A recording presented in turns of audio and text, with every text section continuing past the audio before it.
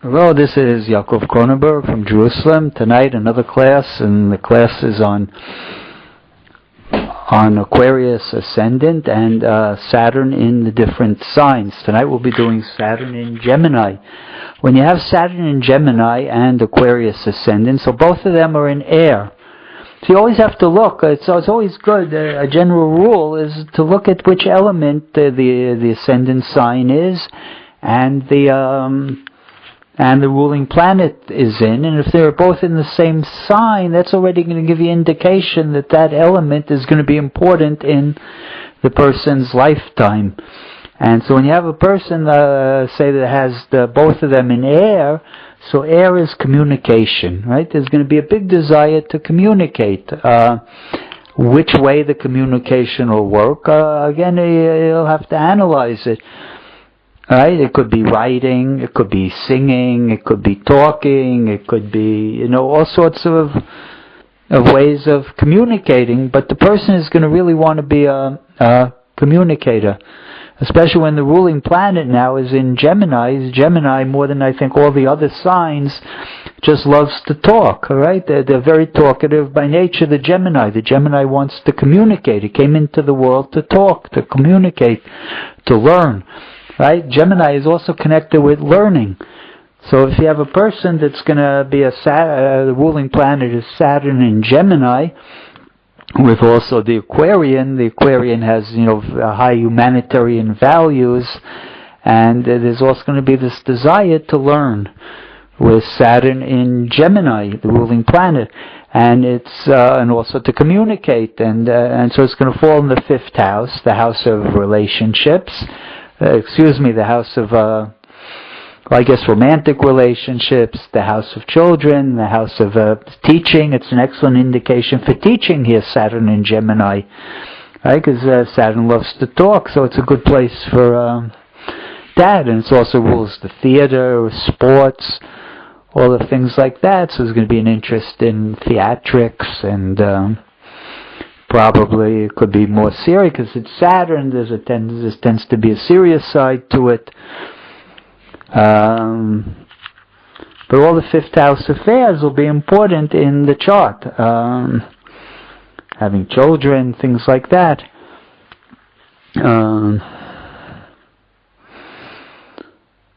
So all of this is indicated when you have the ruler in the fifth house. You have the ruler in the fifth house, also in Gemini. And so you have to combine the meanings of the fifth house, Saturn, and Gemini, and then reconnect them back to the ascendant, and that'll give you an idea of who this person is, right?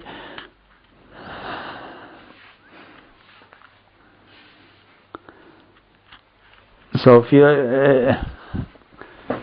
so when we look here at when we look at Saturn in the fifth in Gemini, there's going to be a strong connection with fifth house affairs. So you have to remember also that Aquarius in Adam Rishon's chart rules the 11th house, and the 11th house is the fifth house of the marriage partner. So the 11th house, so Aquarius also in a certain way is also connected with the same meanings as Gemini. It's as if they're almost in the same house, because they're even though here the Aquarius is on the ascendant, Adam Rishon's chart, it's the fifth house of Chavez, of Eve's chart. And so there's going to be this double interest in fifth house affairs.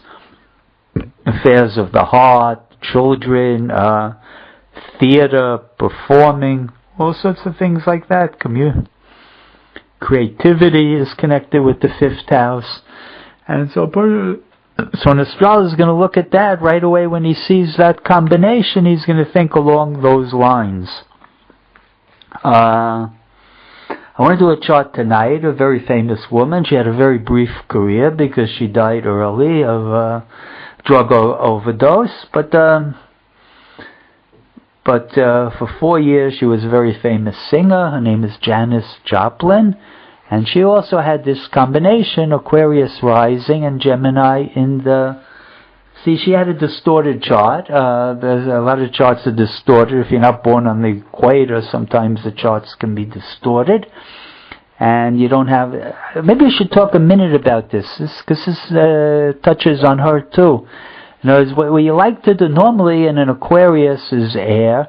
So you should have all the ascendants. Say if the ascendant is air, then there should be also an ascendant, an air sign on the 5th house cusp, and an air sign on the 9th house cusp. And that connects the 1, 5, and 9 to each other. And the 5th house is the house of romance and children and relationships. And so if the person has Gemini on the 5th house cusp, it means relationships go pretty smoothly. Right? Because they're trying to each other. A lot of times you'll find, say, instead of Aquarius, you might instead of Gemini, you might find Taurus there. So if you have Taurus on the 5th house cusp, then it's square. So there, instead of things more going smoothly, there's more, since it's a Martian aspect of square, it means the person pushes and works hard to fulfill those the 5th house affairs. I have a chart recently I did of someone also had 1 and 5 square. She married very young, at 19, and now she's 26 and has 5 kids. That's what's called pushing the 5th house affairs, right? Because they're in square.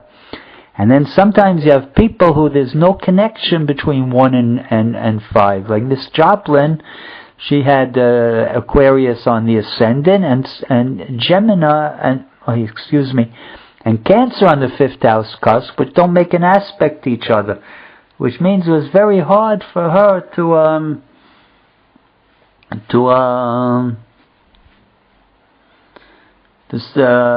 sort of fulfill herself through the 5th house affairs, through the normal relationship type patterns of relationships and children and things like that. Instead, her Gemini fell in the 4th house, the home. And so she tried to work out her home problems, and she had her chart. If you look at her chart, it really symbolized one thing in her chart symbolizes everything, that she had Saturn exactly on the 4th house cusp, conjunct Uranus.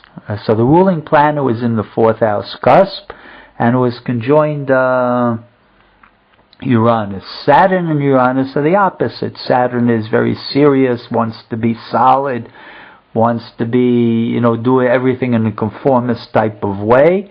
And Uranus, on the other hand, wants to do everything different, to be the revolutionary. So she always didn't really know there was a going between these two poles, between conformist and nonconformist.